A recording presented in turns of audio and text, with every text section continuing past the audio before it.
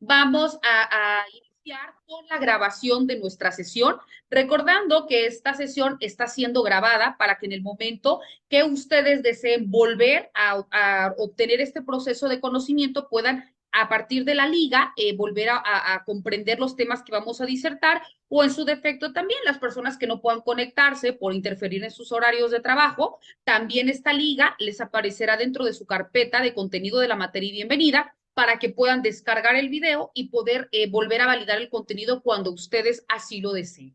Bueno, si no disponen otra cosa, damos inicio con la materia que nos ocupa. Cuando hablamos propiamente de la materia, paradigmas de la investigación educativa, vemos que esta, sin lugar a duda, como les hacía mención hace rato, se aboca a entregarnos a nosotros como estudiosos, ¿no? En cualquier rama del saber, elementos específicos dentro de un proceso de investigación para luego entonces dotarnos o enriquecernos de todas aquellas herramientas que al momento de aplicarlo a un proceso de investigación podamos desmembrar el contenido, podamos validar una información y luego entonces a los lectores o a quien está haciendo uso de este proceso de investigación pueda tener de una manera válida, de una manera identificable y de una manera científicamente probada un proceso de investigación. ¿Y por qué llegamos a esto? ¿No? Aquí te estoy dando de manera genérica una introducción. Aquí lo que se trata, si nosotros vemos de manera genérica, cuando nos hablan de un tema, el tema que ustedes quieran, de manera inmediata viene a nuestra mente una hipótesis, ¿no? ¿Qué es una hipótesis? Es un proceso o un proceso de raciocinio o de identificación de información en base a elementos que cada uno tiene dentro de nuestro día a día, ¿no? Por ejemplo, si yo les digo educación, ¿no? Ernesto me va a dar una definición de educación, que es lo que de manera inmediata llega a su mente, ¿no? Quizás sea una definición, quizás sea un ejemplo en un caso práctico, quizá pueda decir es lo que en este momento estamos realizando, ¿no? Es la obtención de la información. Pero repito, cada uno podrá obtener una definición distinta acerca de un mismo significado. Eso, apreciables doctorandos, es una hipótesis. Cuando esta hipótesis es sometida a un proceso de comprobación y de validación y aplicamos el estudio de la ciencia, ¿no? Entonces acreditamos nuestra hipótesis, es decir, validamos la información que en primera instancia nosotros dijimos o en su defecto, a partir de la aplicación de los estudios científicos, desacreditamos la hipótesis, ¿no? Es decir, no, la definición que yo en un principio di es errónea. ¿Por qué? Porque estos y estos y estos elementos que me están dando, que ya están siendo validados por el estudio de la ciencia, me descartan mi hipótesis primaria, ¿no? Pero aquí que estamos otorgando validación o desacreditación de hipótesis. Y aquí podemos utilizar diferentes tipos de métodos de investigación. Cuando hablamos de los métodos de investigación, hago un paréntesis, es importante que nosotros lo comprendamos. Y esto te explico en cualquier rama del saber, en educación, en derecho, en filosofía, en lo que tú quieras.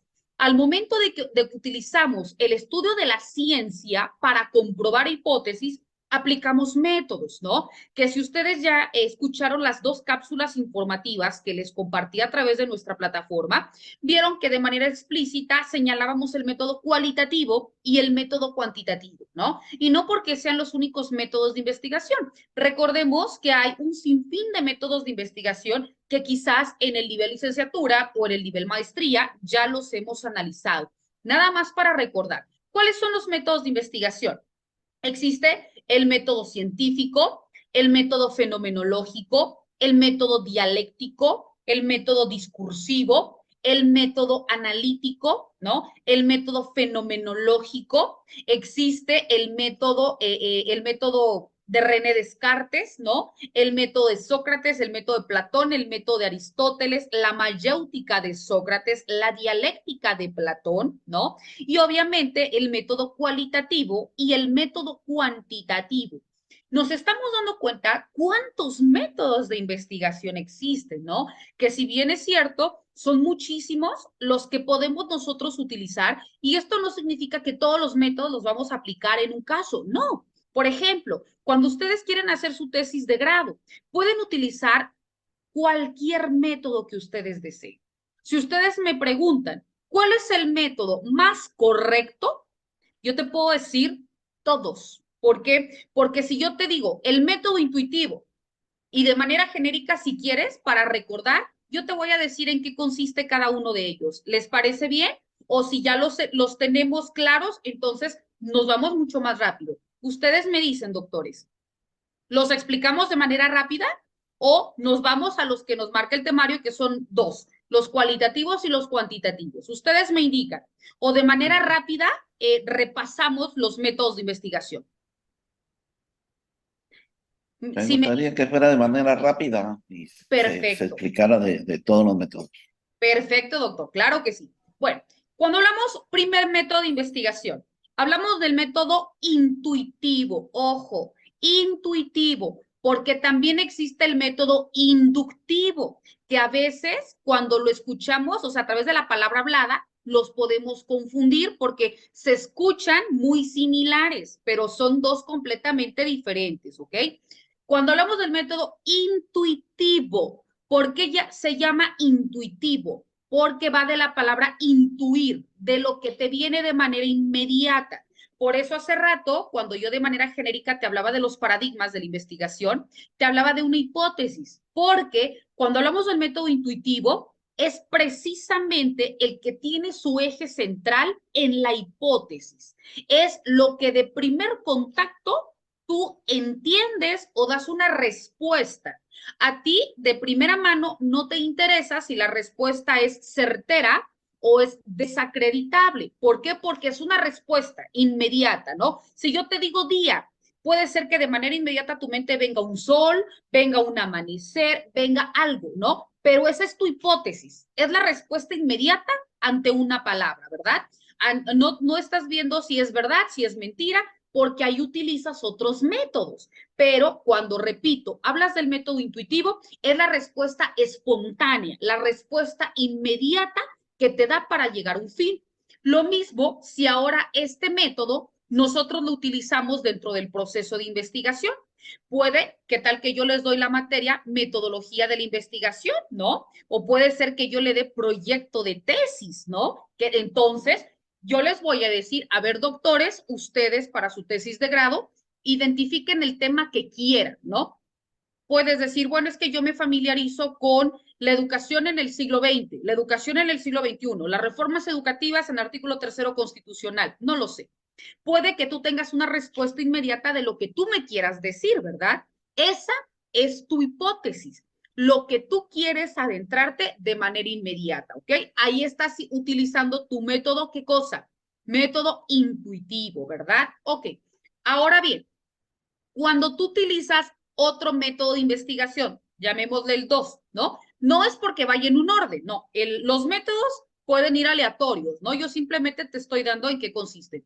Otro de los métodos de investigación es el método sistemático. ¿Por qué se llama método sistemático? Porque lleva un orden secuencial de pasos a seguir para llegar a un fin. Si yo te digo, me vas a elaborar un libro, ¿no? De manera inmediata, ¿cuál es el paso uno?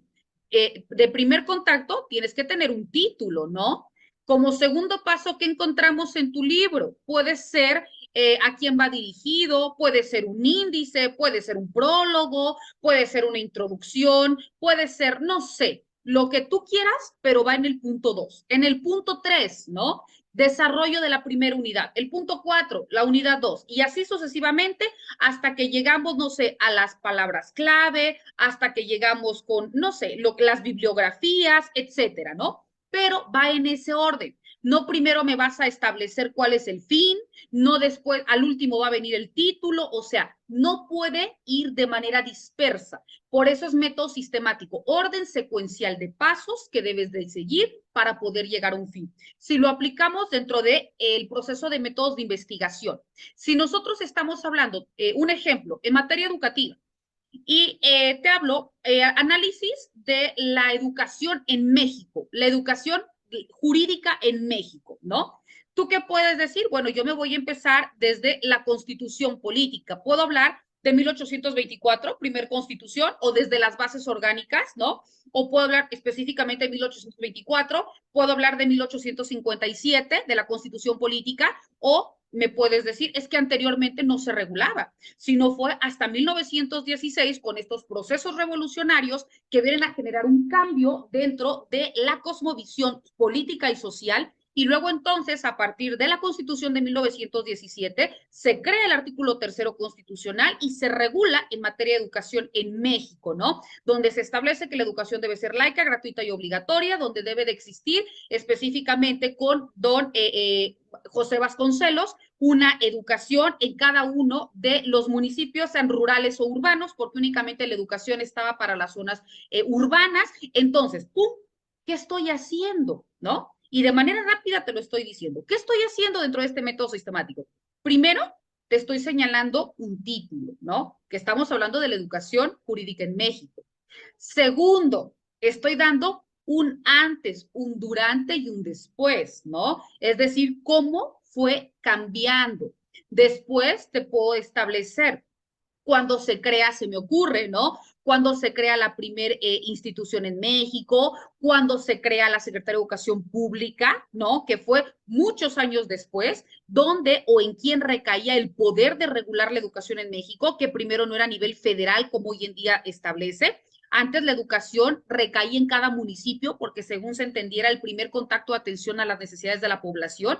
Entonces, ahí estoy, repito, llevando un método sistemático, porque no te puedo hablar primero de lo último, luego del medio y al final te voy a hablar del principio, porque está de manera vaga, de manera dispersa. No existe un orden genérico, ¿verdad? Entonces, este es el método sistemático que debes de llevar un paso 1, 2 y así sucesivamente para que el lector al momento de que está propiamente obteniendo tu fuente de investigación, está llevando ese hilo conductor, ¿no? Que lo va a redireccionar hacia donde tú lo quieres encauzar. Por ejemplo, cuando yo les esté llevando a cabo o visualizando su video, ¿qué tiene que llevar?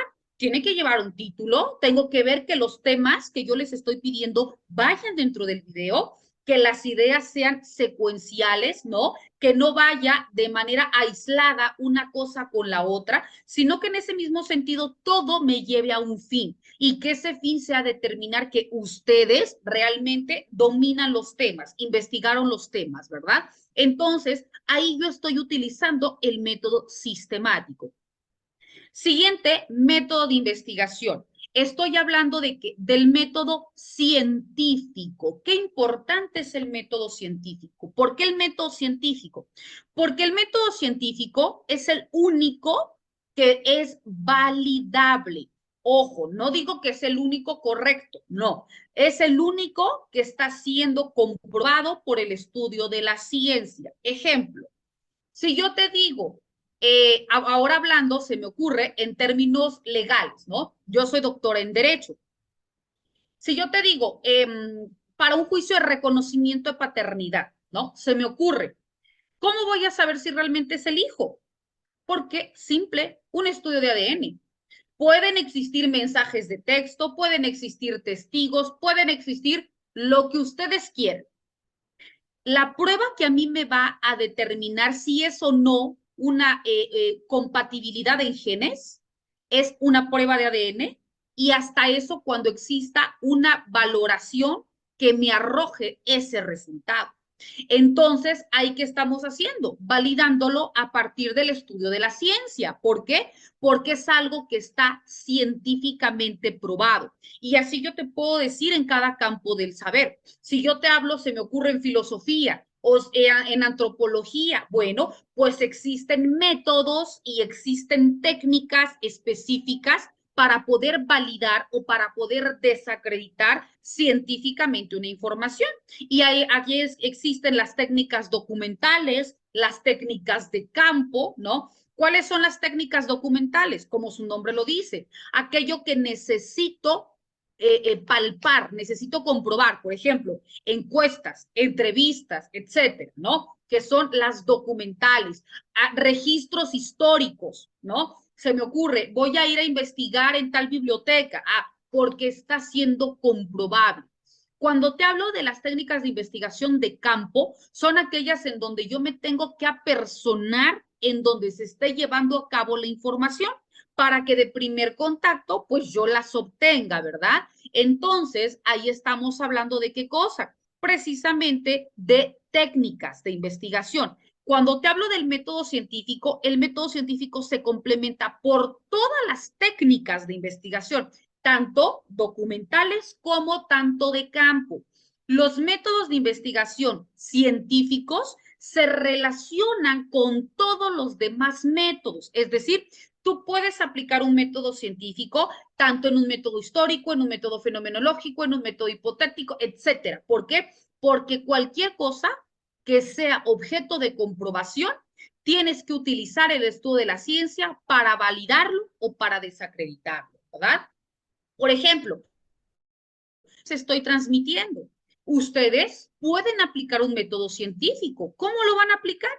Pues la información que yo les estoy transmitiendo, ustedes pueden obtener a partir de diferentes obras o diferentes autores, pueden comprobar si la información que les estoy otorgando es o no correcta. Y ahí están utilizando un método científico porque de diferentes fuentes de investigación, ustedes están haciendo un análisis comparativo de la hipótesis primaria, que es aquella que yo les estoy otorgando, ¿verdad?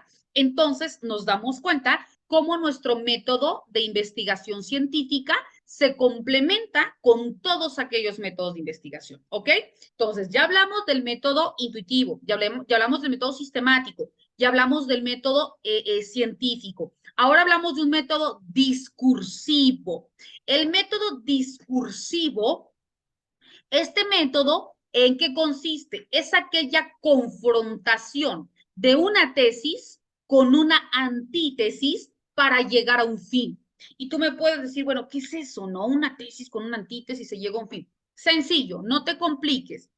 Cuando, por ejemplo, yo les pido, se me ocurre, ¿no? Dentro de nuestra segunda actividad, yo les pido, realiza un trabajo de investigación, se me ocurre, ¿no? Con rigor metodológico del contenido programático de la unidad número 5, no sé, se me ocurre, ¿verdad? ¿Qué quiero decir esto?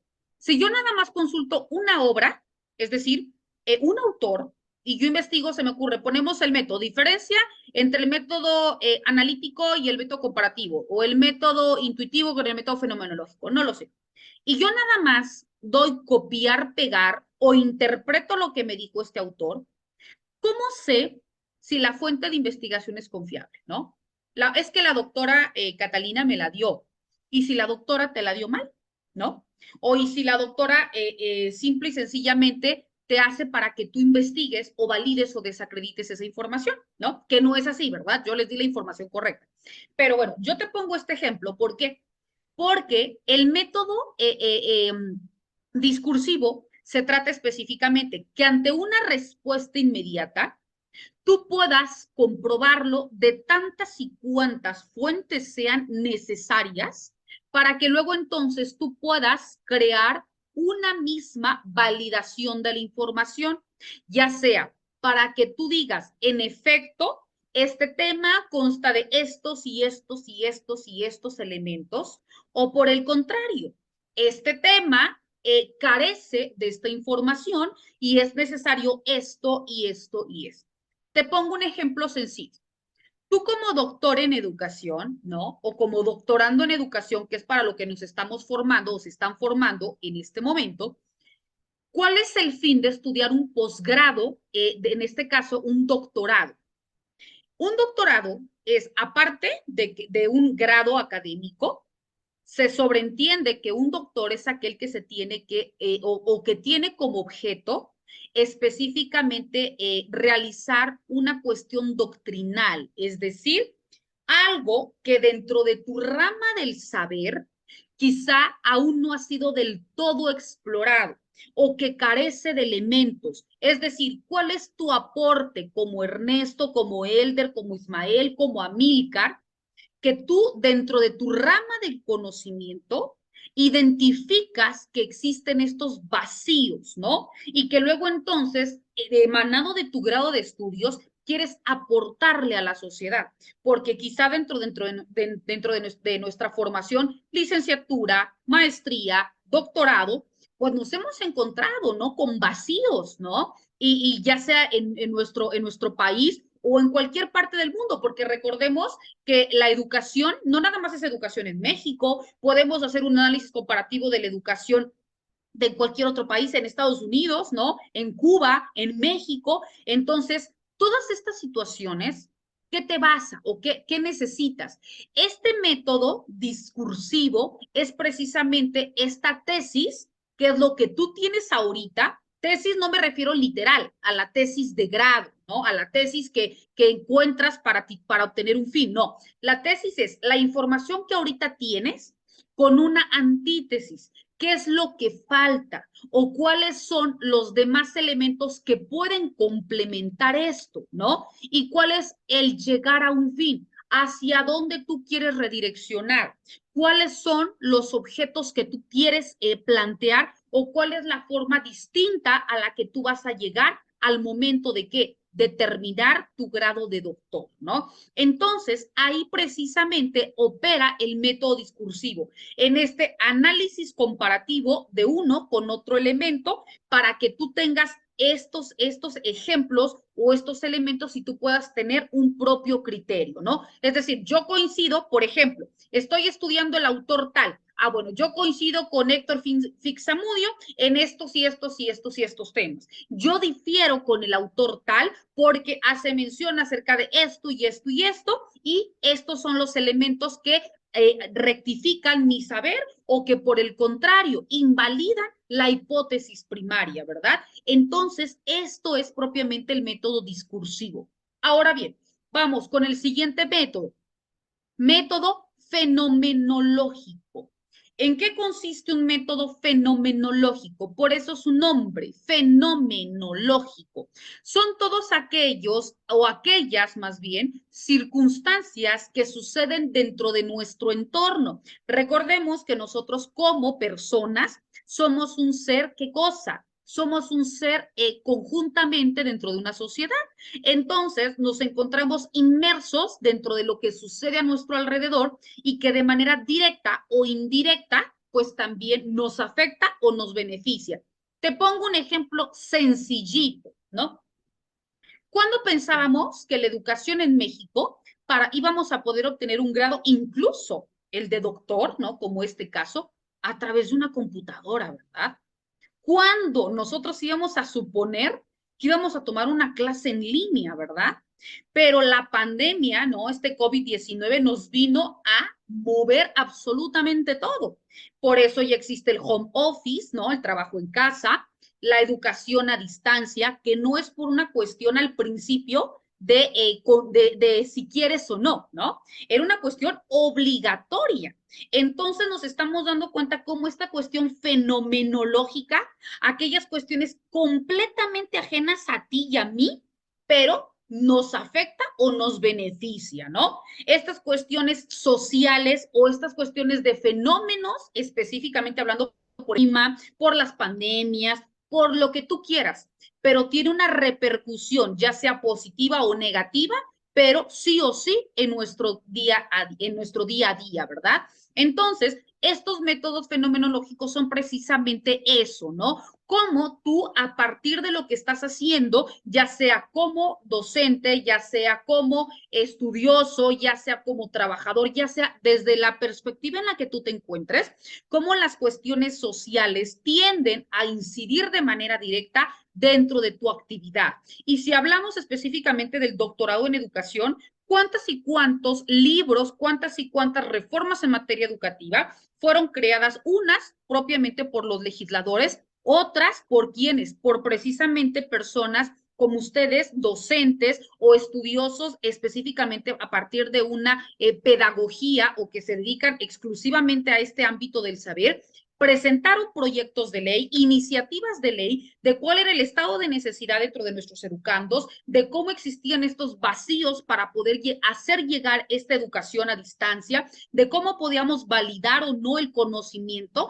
porque si día a día, a través de un contacto presencial, en ocasiones es muy complicado, ¿no? Que exista un nivel igualitario de comprensión, ahora, ¿cómo medir realmente los resultados a través de una computadora, ¿no? ¿Cómo saber si realmente mi mi alumno o alumna está aprendiendo, ¿verdad? O cómo puedo dejar yo un antecedente, cómo yo saber realmente si existe o no, no sé, una validación para este proceso de información.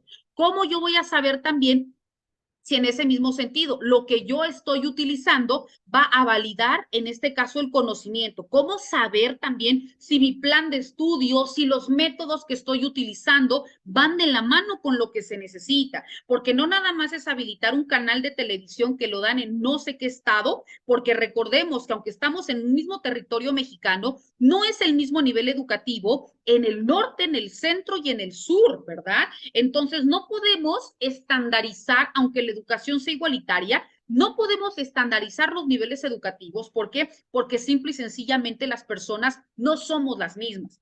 ¿Cómo podemos decir vamos a encender el televisor a tal hora cuando existen zonas rurales donde no hablan español, ¿no? Entonces, ¿cómo transmitir esta comunicación? ¿Cómo llegar realmente a estas personas? O cuando existen otros tipos de barreras en los procesos de comunicación, ¿no? Como lo que anteriormente se llamaba necesidades educativas especiales. Ahora con la reforma en materia jurídica que se llama inclusión educativa, ¿no? Todas aquellas personas que tienen algún tipo de discapacidad, cómo es distinto también, aunque la información sea la misma, obviamente la transmisión de la información, por supuesto que no va a ser la misma. Entonces, todo esto va enfocado en la cuestión fenomenológica. Repito, que todas aquellas circunstancias ajenas a la voluntad tuya como persona, pero que surgen dentro de nuestra sociedad, de manera directa o indirecta, van a incidir en nosotros como persona porque van a generar un cambio, ¿no? Entonces, ahí es en donde también se aplica este método fenomenológico. Ahora bien, existe, hace rato te comentaba, el método Descartes o el método de René Descartes. ¿Qué nos dice el método de René Descartes? Sencillo, duda de todo, ¿no? Descartes no se daba con cosas, duda de todo. ¿Por qué te dice esto Descartes? Porque ante la duda te obliga a investigar el resultado, ¿no? ¿Cómo yo puedo saber si la maestra me está diciendo la información correcta, ¿no? Pues entonces, ¿qué te va a obligar? A que investigues los temas y valides si lo que te digo o no es verdad, ¿no? ¿Cómo a mí me va a obligar, se me ocurre, a que yo te dé una información actual, real, inminente?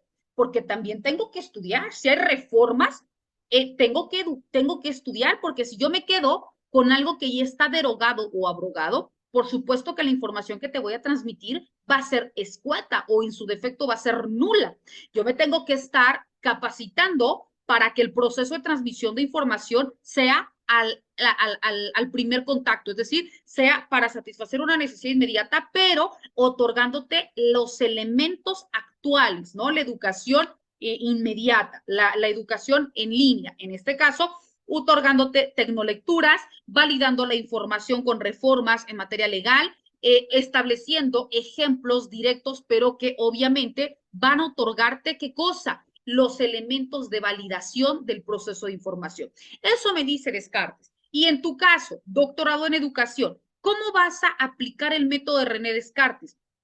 Ante la duda, vas a utilizar otra fuente de investigación. Cuando exista una encuesta que tú la quieras aplicar, ejemplo, yo voy a crear un libro que va a ser destinado a la educación en México, pero en las zonas rurales, ¿no?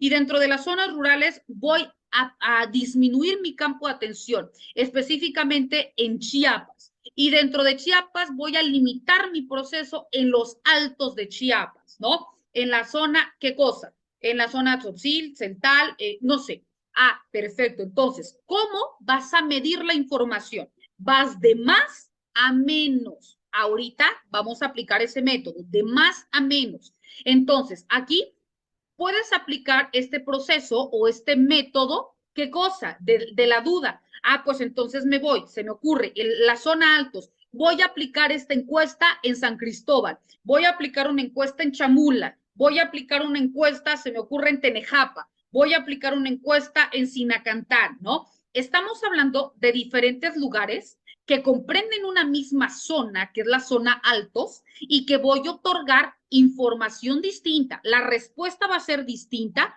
pero me está otorgando un mismo eje de medición de resultado.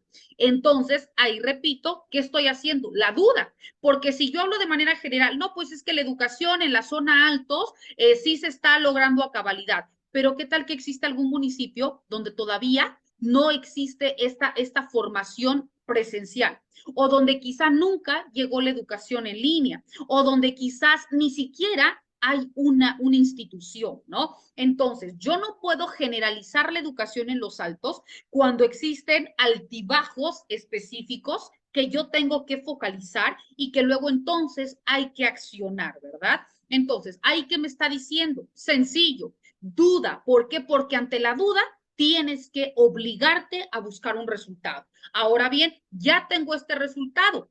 ¿Qué puedo hacer con este resultado? ¿No? Continúo dudando. Todo me genera una duda y esta duda, al momento que yo empiezo a utilizar diferentes métodos que me van a reafirmar mi dicho o que por el contrario me van a otorgar elementos distintos, mi información cada vez está siendo más válida, más soportada. ¿Por qué? Porque cada elemento que te estoy dando tiene una fuente de investigación, tiene un soporte, ¿verdad? No es lo mismo que yo te diga, investígame este tema y que sea de la página Bibliotecas Jurídicas de la UNAM, que sabes que la fuente de investigación es certera, a que yo te diga, investígame este tema y tú lo investigas en el Rincón del Vago o lo investigas en Wikipedia, ¿no? Que no sabes si la información es real o pues no tiene nada que ver con el tema. O sea, eso es lo que te dice René Descartes, que toda la información que tú tengas sea confiable, sea certera, sea validada,